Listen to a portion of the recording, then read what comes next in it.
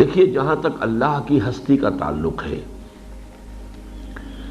دنیا میں کوئی باشعور انسان آج تک ایسا نہیں گزرا جو اس کا منکر محض ہو۔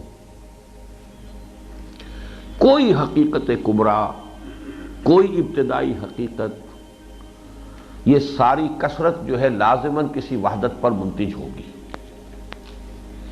اب اس کو نام آپ نے کیا دیے؟ کسی نے اس کو کہا دی ایبسولوٹ بینگ، وجود مطلق،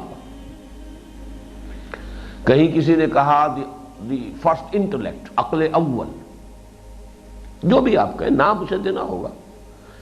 یعنی سارا مسئلہ صفات کا ہوتا ہے۔ کوئی ایک ہستی، کوئی ایک وجود، وجود مطلق کہیں، کوئی تو ہے ایک کہ جس سے پھر یہ سارا سلسلہ چلا ہے۔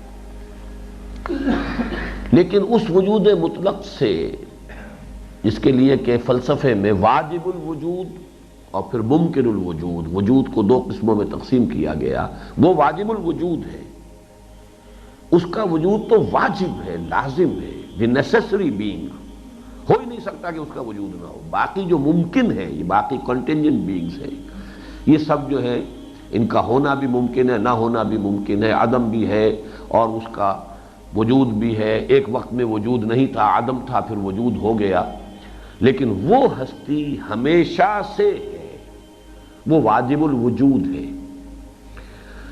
تو یہاں سے میں نے بات شروع کی ہے کہ یہ تو سب جانتے ہیں، یہ سب سے مراد وہی ہے کہ جو اس ہستی کو اللہ کے نام سے جانتے ہیں۔ یہ تو سب جانتے ہیں کہ صرف ذات باری تعالی واجب الوجود اور قدیم ہے۔